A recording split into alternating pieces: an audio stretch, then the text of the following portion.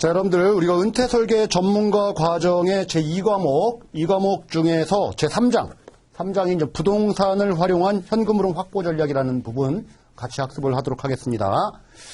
자, 우리가 노후 준비를 위해서 여러분들, 뭔가에 은퇴 이후에서는 꾸준하게 발생하는 소득이 없죠. 그 소득을 창출할 수 있는, 즉 현금 흐름을 창출할 수 있는 그 수단으로서 금융자산과 관련된 부분들은 뭐 앞쪽에서 여러분들 다 본 거고요. 부동산을 가지고 이 현금 흐름을 한번 확보해 보자라는 차원에서 3장을 여러분들 접근하시면 되는 거예요. 우리가 우리나라의 가계 자산 구성 비중을 보게 되면은 우리가 부동산 포함 실물 자산이 차지하는 비중이 엄청나게 높죠. 75%, 76% 정도 됩니다. 그만큼 금융 자산이 차지하는 비중이 너무 적어요. 그래서 금융자산을 가지고 뭐 부동산을 그대로 유지한다라고 해도 금융자산을 가지고 수익을 아주 고수익을 좀 내야 되는데 상당히 좀 위험 부담이 따르는 거죠. 자, 그런 부분들 가지고는 뭔가 한계에 부딪힌다라는 겁니다. 그러면 결국 실물자산, 특히나 부동산과 관련된 부분을 활용할 수 있는 그런 방안들을 많이 좀 모색을 할 필요가 있겠다라는 거죠.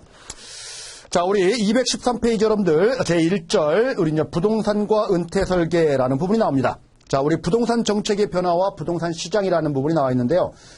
부동산이라고 하는 것은 여러분들 물론 현금 흐름을 창출하고 싶은 마음은 누구에게나 다 있죠.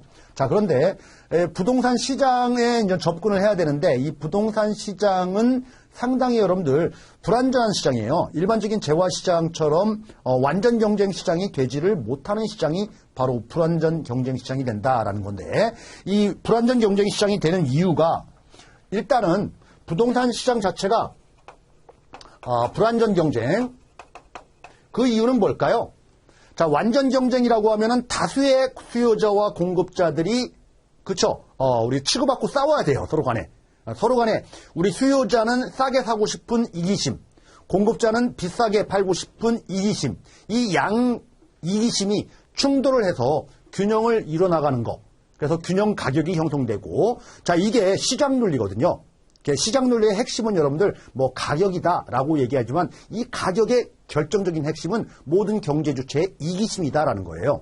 이 이기심, 가격으로 표시가 되는 거고 이 가격, 보이지 않는 힘이 시장을 지배한다. 이게 바로 이제 완전 경쟁, 시장 논리라고 하면은 불안전 경쟁 시장에 해당되는 부동산 시장은 여러분들 다수의 참여자들이 참여를 안 합니다. 즉 그렇다는 얘기는 소수만 참여한다라는 겁니다. 소수. 자, 어찌 보면 여러분들 우리가 독과점 현상들이 발생할 수밖에 없는 그런 내용들이 나오는 거죠. 독과점 현상. 자, 더군다나 여러분들 이런 현상들 때문에 우리가 부동산 시장은 정보가 완전하게 공개되어 있지가 않아요. 은밀하게 거래되는 경우가 많죠. 정보를 가진 자, 정보가 없는 자. 그렇죠? 대표적으로 정보의 불균형 현상이라고 하는데 정보 불균형 현상이 발생하는 아주 극단적인 시장이 바로 중고차 시장이죠. 중고차. 살려고 하는 자들은 싸게 좋은 차를 사고 싶지만은 팔려고 하는 자는 좋은 차를 싸게 파는 사람은 없습니다. 그렇죠? 우리 겉으로 봤을 때는 좋아 보이지만은 뭐 예를 들어서 차량이 뭐 침수됐다. 뭐 이런 하자들 뭐 여러 가지가 있죠. 정보를 다 모른다는 얘기예요. 그래서 부동산도 또 그런 특징을 가지고 있다. 정보의 불균형 현상. 이런 현상들이 부동산 시장에 많이 나타난다는 얘기입니다. 자, 그리고 또 하나는 여러분들 부동산 시장이라고 하는 것은 외부 효과의 영향을 많이 받죠. 부동산 자체가 움직이지가 않아요. 부동성. 그래서 부동산인 거잖아요. 움직이지 못하니까 자, 거기 서 있어야 돼요. 이 땅은 그대로 있어야 됩니다. 그럼 주변에 좋은 시설이 들어서고 좋은 환경이 조성되면은 부동산 값은 오릅니다. 근데 주변에 나쁜 시설이 들어서고 그러면은 부동산 가격은 떨어져요. 이런 외부의 긍정적인 효과 또는 부정적인 효과, 이 모든 것들을 외부 효과라고 하는 거거든요. 외부 효과. 자, 외부 효과는 여러분들 외부 경제 효과가 있고요. 외부 불경제 효과가 있다. 자, 어쨌든 간에 경제건 불경제건 좋건 나쁘건 간에 외부 효과 때문에 부동산 시장은 완전체가 되지 못한다는 얘기예요. 완전 경쟁 시장이 되지 못한다. 자, 하나 집어넣었을 때 하나 나와야 되고요. 두 개 집어넣었을 때 두 개 나와야 되는 게 완전 경쟁인 거예요. 근데 두 개 집어넣는데 세 개가 나온다. 두 개 집어넣는데 뭐 하나가 나온다. 이거는 경제적인 긍정적인 효과뿐만 아니라 부정적인 효과, 이 모든 외부 경제 불경제는 다 불안정 경쟁 시장에 해당되는 겁니다. 자, 이렇게 시장 자체가 여러분들 불안정 경쟁 시장이다라는 거예요. 결과적으로. 그러다 보니 부동산을 가지고 내가 그렇죠? 시장에 참여했을 때 내가 뭐 잘 모를 수도 있고요. 그렇죠? 여러 가지 그런 현상들이 발생하다 보니까 불안하다는 얘기입니다. 이 부동산을 활용해서 현금 흐름 창출한다라는 게 쉬운 일만은 아니다라는 거죠. 쉬운 일만은 아니다. 자, 더군다나 부동산이라고 하는 것, 특히 토지와 관련된 부분들은 우리나라 같은 경우에는 우리가 국토, 그죠? 영토는 국가를 구성하는 3대 요소 중에 하나잖아요. 국민, 주권, 영토. 그죠? 그래서 어찌 보면 여러분들 토지라는 것은 공적 개념의 성격도 많이 가지고 있다라는 거예요. 시장에서 이렇게 불안정 경쟁하는 시장의 실패, 이걸 가지고 이제 시장 실패라고 하는 거예요. 시장 실패. 자, 이런 측면도 있지만은 공적 개념, 경제적인 개념뿐만 아니라 공적 개념도 존재하기 때문에 정부가 시장에 개입을 하는 거죠. 정부가 시장에 개입한다. 개입할 수 있는 근거가 바로 불안정 경쟁 시장 또는 공적 개념으로 정부는 부동산에 정책을 쓴다라는 겁니다. 부동산 정책. 여러분들 뭐 언론에서 많이들 보죠. 뭐 최근에도 여러분들 부동산 관련된 이슈들이 너무나 많이 생기다 보니까 여러 가지 특히나 이제 주택과 관련된 부분에서 그런 정책들이 많이들 나오고 이 정책들은 항상 여러분들 정책이 나오면 성공하나요? 실패하나요? 여러분들이 경험칙상 대부분 또 실패하죠. 그죠? 그래서 다양한 정책이 너무나 많아요. 이런 다양한 정책들을 쓸 수는 있지만은 결과적으로 이것도 또 실패하는 경향도 많다라는 거죠. 이걸 가지고 우리는 정부 실패다 이렇게 얘기합니다. 자, 그래서 부동산 시장 자체에는 여러분들 시장 논리뿐만 아니라 이 정책 논리까지도 여러 가지가 다수 포진되어 있기 때문에 이 시장을 보는 눈을 먼저 좀 알아야 된다라는 거예요. 그래야지만이 이 해당 부동산을 가지고 어떻게 해야지만이 내가 안정적인 노후 준비를 위한 현금 흐름을 창출할 수 있을지 뭐 이런 부분들을 고민하는 가장 기초가 되는 단계다라는 거죠. 그래서 부동산 실장의 우리가 실패 요인과 관련된 부분들은 뭐 여러 가지가 나오는데 여러분들 이런 부분들 관련돼서는 우리 교재에서 뭐 자세하게 다루고 있지는 않아요. 자, 우리 페이지 넘어갈게요. 그 다음부터 우리 정부의 이제 부동산 정책과 관련된 부분이 나와 있는데 214페이지 여러분들 노무현 정부와 이명박 정부의 부동산 정책의 비교라는 말이 나옵니다.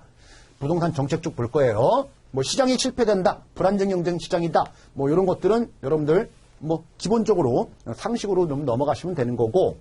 자, 그러면은 여러분들 과거 우리 교재는 여러분들 짧게만 소개를 하고 있는데 우리 정권들 움직이는 거 잠깐 볼게요. 우리가 이제 김영삼 정부가 있었죠. 과거 정부. 자, 우리 김영삼 정부가 지나고 나서 나온 게 이제 김대중 정부가 나왔죠. 김대중 정부. 김대중 정부가 출연할 때가 바로 우리가 1998년도 IMF, 97년도 IMF 터지고 나서 상당히 어려운 시기에 우리 들어선 대통령이 되는 거죠. 그 다음에 이제 노무현 정부. 자, 노무현 정부 지나서 우리가 MB 이명박 정부가 들어선 거죠. 이명박 정부. 자, 우리 이명박 정부가 끝나고 나서 우리가 이제 박근혜 정부가 들어서고요. 박근혜 정부. 자, 그 다음이 이제 그쵸? 문재인 정부. 그 다음이 윤석열 정부 뭐 이렇게 들어옵니다.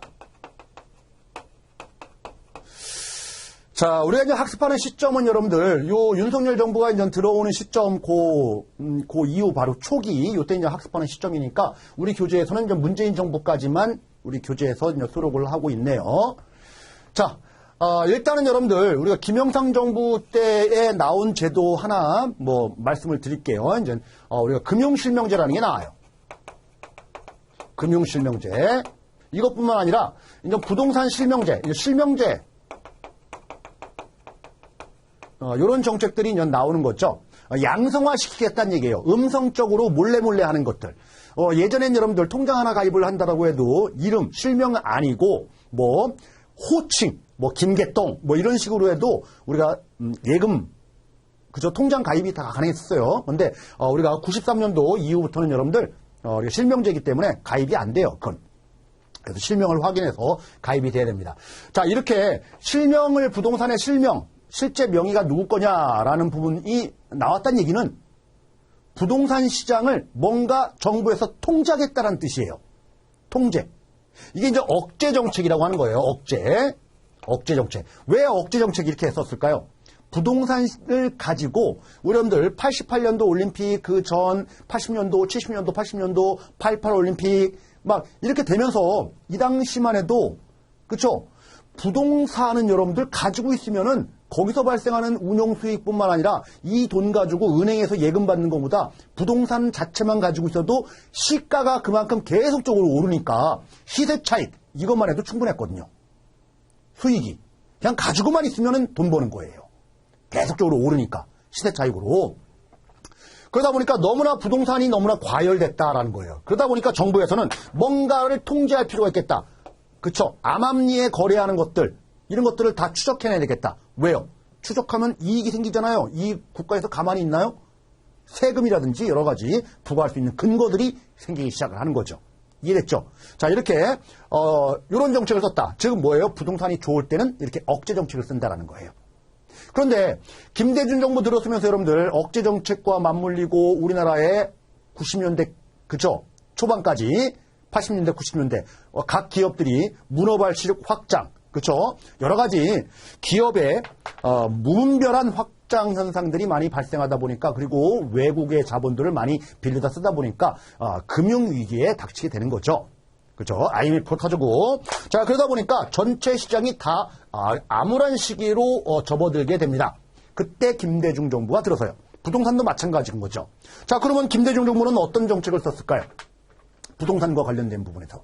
당연히 부양정책을 써야죠. 부양정책. 자, 부양정책을 쓰다 보니까 부동산이 많이 좀 풀리게 될 거예요. 억제 같은 것들을 다 해제하고, 그죠? 그러다 보니까 부동산 자체로 보니까 또 이렇게 갑자기 또 오릅니다. 올라요. 그러면 노무현 정부는 어떤 정책을 써야 될까요? 그렇죠? 억제 정책을 써야죠. 참 이게 참 웃겨요. 그렇죠? 억제 정책. 자, 억제 정책을 쓰다 보니까 또 어떻게 될까요? 부동산 시장이 침체되겠죠. 침체. 그러면 이명박 정부는 어떤 정책을 써야 될까요? 그렇죠? 이렇게 부양 정책을 써야 되겠죠. 부양 정책. 자, 우리 부양정책으로 부동산의 직접적인 부양정책을 처음 쓴 게 아니고, 이명박 정부는, 이명박 대통령, 그분은 뭐예요? 경제인이잖아요. 경제인이다 보니까, 4대강 사업.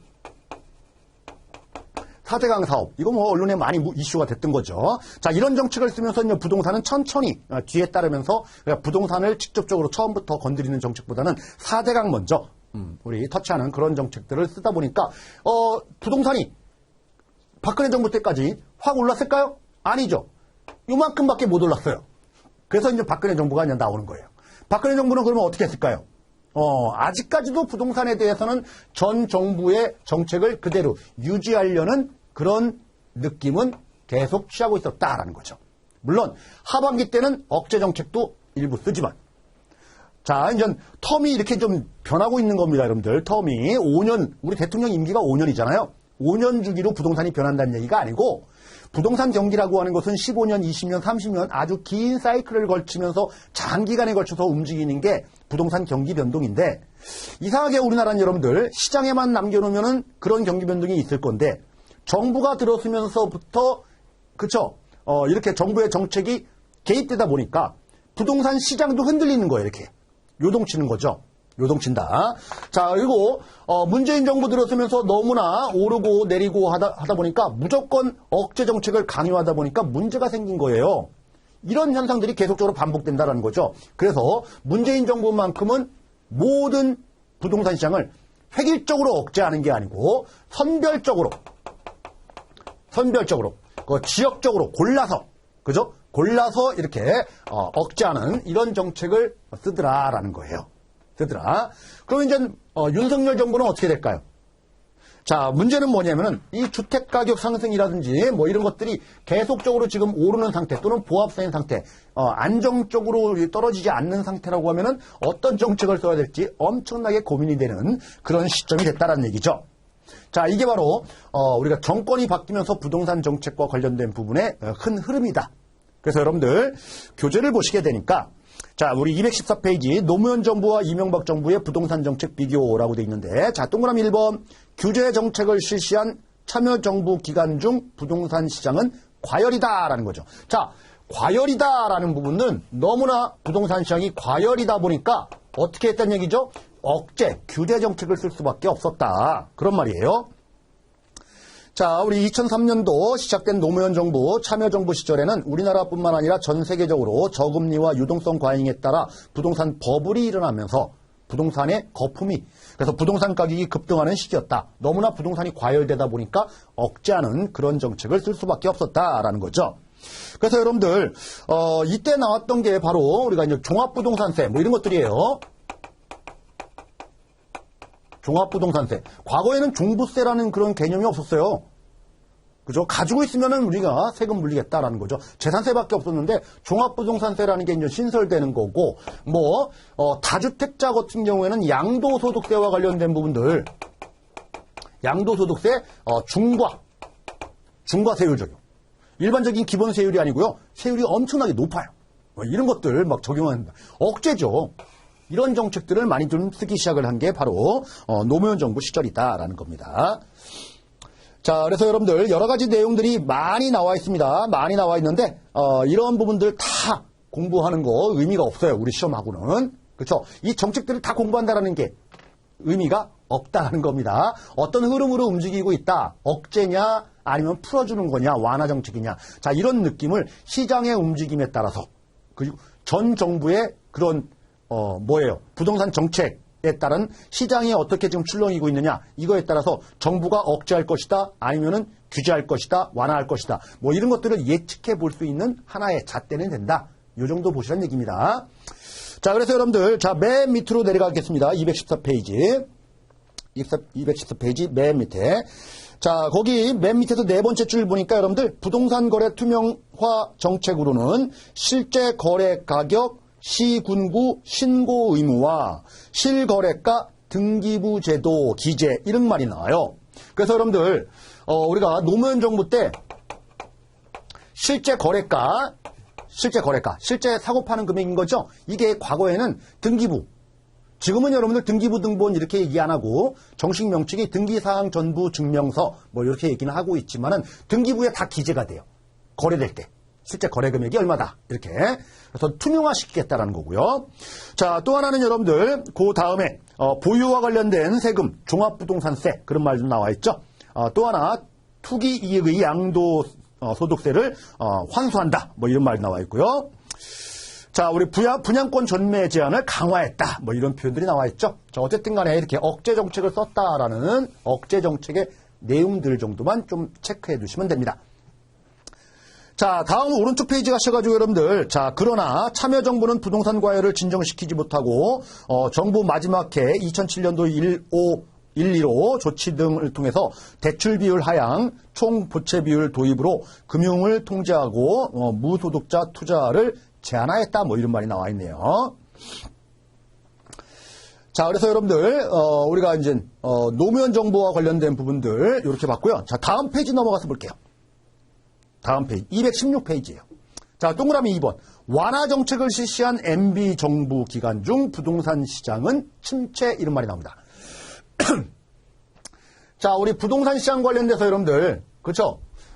이 정책과 관련된 부분들은 결국은 뭐냐면은 노무현 정부 때 너무 과열하다 보니까, 억제 정책을 하다 보니까 이렇게 부동산 시장이 침체된 거예요. 침체됐으니까 어떻게 됐을까요? MB 정부는 침체기였어요. 침체기 있으니까 당연히 여러분들 부양 정책을 써야 되는 게 맞아요. 그렇죠? 부양 정책을 써야 되는 게 맞다. 자, 그래서 우리가 그 내용을 보니까 이명박 MB 정부 출범 초기에는 2008년도 그리고 9월에 리먼 브러더스 파산 사태, 글로벌 금융 사태가 터지는 거죠. 그래서 부동산 시장 전체가 다 반토막 납니다. 전 세계가 2008년도, 특히 2009년도 상반기 때는 여러분들 우리나라 주가 지수가 2000포인트에서 1000포인트로 반토막이 나옵니다. 아주 급속도로 냉각기였죠. 자, 이렇게 이제 아파트와 관련된 부동산 시장도 엄청 극도로 이제 침체기였던 거예요. 근데 부동산만 침체기였냐? 아니에요. 경제 전부가 다 침체기였어요. 코스피 지수가 반토막 날 정도니까. 자, 그러면 여러분들 부동산에 부양하는 정책을 써야 되는 게 부동산만 보면 맞겠지만은 경제 전부를 끌어올리기 위한 우리나라 전 세계, 그렇죠? 경제 공황이 일어났던 미국 같은 경우에는 뭐 뉴딜 정책이다 막 이런 식의 얘기들이 경제 계책에 나오는데 이 MB 정부도 우리가 신 뉴딜 정책을 우리나라에서 써야 되겠다 하면서 이제 4대강 사업 막 이런 것들을 우리 도입을 하기 시작을 했던 거죠. 부동산에만 몰두한 게 아니고. 자, 이렇게 어쨌든 간에 여러분들 거기 5번째 줄에 그런 말이 나오죠. 이러한 경제 불황을 주택보다는 4대강 등 토목에 치중하면서 이렇다 할 주택 관련된 부양 정책과 억제 정책은 없는 편이었다. 초기에는. 정책이 좀 별로 없었다. 침체 국면에. 경제 전체가 침체되다 보니까 그랬던 거예요. 뭐 어쩔 수 없었을 거예요. 뭐 그죠? 자, 뭐 그 정도만 보시면 됩니다, 여러분들. 자, 그리고 맨 밑으로 오셔가지고 양괄호 2번 박근혜 정부의 부동산 정책과 부동산 시장. 자, 바로 위에 두 줄만 볼게요. 이명박 정부의 정책 완화는 다음에 설명하는 박근혜 정부와 부동산 시장에서 큰 영향을 미치는 것을 알 수 있다. 뭐 이런 말 나와 있죠. 자, 어쨌든 간에 여러분들 이명박 정부 때 초창기 때는 4대강 사업을 주력을 했지만은 그 이후에 이제 완화 정책을 그쵸, 완화 부양 정책을 썼단 얘기죠. 그러면 결과적으로 박근혜 정부가 들어서면서 계속 부동산 시장은 이렇게 올라갈 수밖에 없었던 거예요. 시장이 부동산 경기가. 그래서 여러분들 박근혜 정부가 이제 들어서게 된다라는 거죠. 그래서 박근혜 정부와 관련된 부분들 뭐 내용들이 쭉 나와 있는데 이것들도 여러분들 그렇게 크게 신경을 쓰지 않고 좀 보셔도 됩니다. 자, 다음 여러분들 우측 페이지 217페이지 여러분들 문재인 정부의 부동산 정책과 부동산 시장이라는 말이 나옵니다. 자, 우리 첫 번째 줄 보겠습니다. 자, 문재인 정부는 부동산 시장 과열과 가계부채 현안을 해소하기 위한 대선 공약으로 3대 근본 대책, 뭐 7대 공약을 제시했다. 뭐 이런 말이 나와 있죠. 자, 거기에 주요 포인트는 여러분들 그 첫 번째 줄이에요. 부동산 시장이 과열했다. 아무리 박근혜 정부 때 많이 뭐 한다고 해도 여러분들 부동산 시장은 계속적으로 과열 국면이었다라는 거예요. 문재인 정부는. 그러면 결과적으로 문재인 정부는 여러분들 억제 정책을 써야 되는 게 맞는데 억제. 자, 이런 과거의 정책들을 그대로 우리가 답습하는 억제 정책을 썼느냐? 아니다. 그렇죠? 선별적으로 지역별로 어떤 지역은 억제, 어떤 지역은 그대로 두고 막 이렇게 했다는 얘기죠. 여러분들 뭐 조정 대상 지역이다. 또는 투기 과열 지구다. 투기 과열 지역이다. 그렇죠? 뭐 이런 얘기들 많이 들을 거예요. 자, 요런 지역들을 정부에서 지정을 합니다. 우리 수도권 전부는 다 이 지역에 다 해당돼요. 뭐 지방은 포함되는 지역도 있고 안 되는 지역도 있고요. 자, 어쨌든 이런 지역에 따라서 이런 지역은 어떤 뭐 페널티를 주겠다. 이 지역 내에서는 뭐 다주택자의 양도세를 강화하겠다. 전국을 똑같이 우리는 취급하지 않고 이렇게 선별적으로 따로따로 관리를 하는 그런 억제 정책을 이제 문재인 정부에서 정책을 많이 썼는데 문제는 그죠? 이 정책이 효과가 있었냐? 뭐 언론에 많이 나오죠. 몇 번의 정책을 썼는데도 효과가 하나도 없었다. 뭐 이런 얘기 평가들도 많이 받습니다. 모든 정부가 여러분들 부동산 정책을 썼지만은 그죠? 뭐 효과가 즉각적으로 나오는 경우도 있지만은 그죠? 정책이라고 하는 것은 임시 처방 그죠? 그런 거는 될 수 있어도 장기적으로 부동산 시장에는 악영향을 미칠 수밖에 없어요. 시장 논리에 위배되는 게 정책이거든요. 근본적으로는. 그래서 장기간 지나면은 시장은 여러분들 그대로 두는 게, 즉 정부의 역할은 작은 정부의 역할이 바람직하다라는 게 이제 우리가 시장 우리 그 학자들의 논리이긴 하지만은 어쨌든 여러분들 국민의 민생과 직접적인 연결이 되는 주택과 관련된 부분들은 정부의 정책이 불가피한 거예요. 어쩔 수 없는 거예요. 그래서 잘 됐다 못됐다 이런 평가를 내린다라는 것은 뭐 한참 지난 후대가 내릴 문제인 거지 지금 현 우리가 그렇죠? 우리가 학습하는 우리가 평가할 문제는 아닌 것 같습니다. 어쨌든 간에 이런 정책들에 대해서 부동산 시장이 어떻게 움직이고 우리가 정부는 어떤 정책이 좀 나올 것 같다라는 예측을 통해서 부동산을 가지고 우리는 현금 흐름 어떻게 확보할 것인지 세금을 너무 많이 뺏기지는 않을 것인지 자 이런 것들을 예측하면서 현금 흐름 창출에 그렇죠? 우리가 가급적이면 많은 현금 흐름 창출하는 게 좋잖아요. 그래서 이런 정책들의 변화를 이해할 필요가 있겠다라는 겁니다. 자, 다시 앞쪽으로 오셔가지고 여러분들 우리 저 교재가 순서가 약간 좀 뒤바뀌어 있긴 한데 215페이지 앞으로 오셔가지고 표 3-1에 문재인 정부의 주요 부동산 정책과 관련된 부분이 2017년도부터 2021년도까지 뭐 쭉 나와 있죠.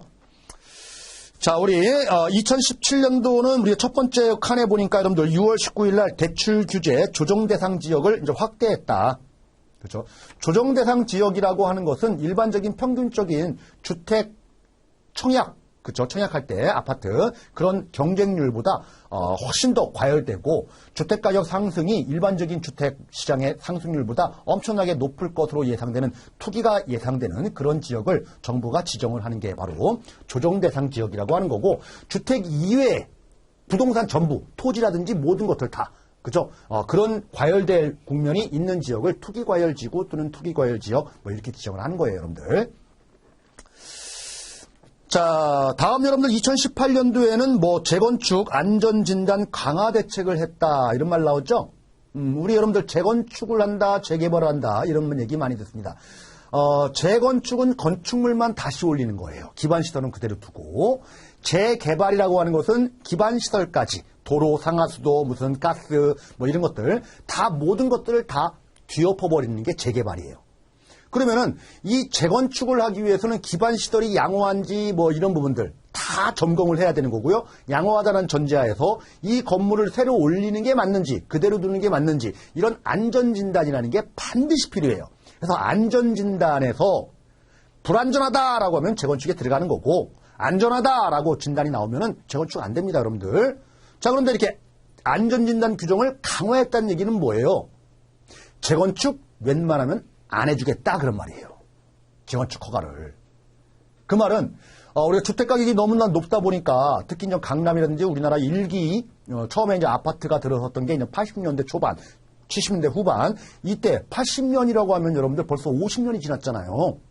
어떤 아파트를 가게 되면 여러분들 유령이 사는 서울시내 한복판이라고 해도 이런 아파트가 있습니다. 이건 당연히 뜯어 고쳐야 되는데 그걸 뜯어 고치는 순간 사람들이 재건축 붐이 불어서 투기, 그쵸? 가격 상승, 막 이런 조장들이 많이 나올 수밖에 없는 거죠. 그러다 보니까 이거 강화할 수밖에 없다라는 거죠. 자, 이런 것들이 나와 있고요. 다음 여러분들 2019년도 보니까 이제 분양가 상한제 뭐 이런 것들 나와 있고요. 뭐 대출 제한들도 나와 있고요. 자, 2020년도 보니까 여러분들 뭐 경기도권 금융 규제를 강화해서 뭐 LTV 뭐 이런 말 나와 있는데 뭐 생략하도록 하고요. 자, 2020년도에 뭐 두 번째 6월 17일날 보니까 법인 투기 수요 근절을 위해서 종부세율 법인 같은 경우에는 더 인상했다. 뭐 이런 말도 나와 있고요. 그렇죠? 여러 가지 문제가 많았죠, 여러분들. 그렇죠? 그럼에도 불구하고 정부의 정책들이 이렇게 많이 나오는데도 불구하고 주택 가격을 못 잡았다라는 비판을 많이 받았잖아요. 그 못 받은 이유가 결과적으로 주택 공급에 공급이 제대로 안 됐기 때문이다. 공급. 새로운 주택들도 계속적으로 공급을 해줘야 되고 이런 것들이 좀 활성화가 좀 잘 됐어야 되는데 초기 때는 여러분들 뭐 선별적인 억제 정책 이거에만 집중했다. 그런 비판을 받게 되는 거죠. 그래서 이제 말기 때 2021년도에 뭐예요? 우리 이제 공공주택 공급하겠다. 이런 정책들이 이제 많이 나오게 되는 거죠. 그래서 2021년도에 공공주택 무슨 뭐 수도권 3기 신도시 발표하고 뭐 이런 얘기들을 많이 하고 있는 거죠. 당연하죠, 여러분들. 주택이라고 하는 것은 생명이 있는 겁니다. 그래서 일정 기간이 지나면은 다시 공급이 되는 거고, 그리고 뭐 재건축 재개발도 뭐 필요하겠지만은 다른 도시가 또 확대돼서 또 성장을 하는 거고, 이런 식으로 살아 움직이면서 도시가 발전하고 경제가 발전하고 주택시장이 안정화되고 이렇게 하다 보면은 주택의 공급이라는 부분들은 꾸준하게 뭐 현 정부뿐만 아니라 다음 정부, 차기 정부 계속 과거 정부부터 해가지고 주택 공급은 공공적으로 계속적으로 진행이 됐어야 되는데 자, 요 초기 때 여러분들 한 3년, 4년간 초기 부분에 대해서는 약간 그런 부분에 대해서 좀 미흡하지 않았나. 자, 이런 부분이 주택가격 억제 정책임에도 불구하고 주택가격을 못 잡았다라는 그런 비판은 어쩔 수 없이 이제 받아야 되는 거죠. 자, 이게 이제 부동산 정책과 관련된 부분들을 여러분들 이해하는 차원에서 보시는 거예요.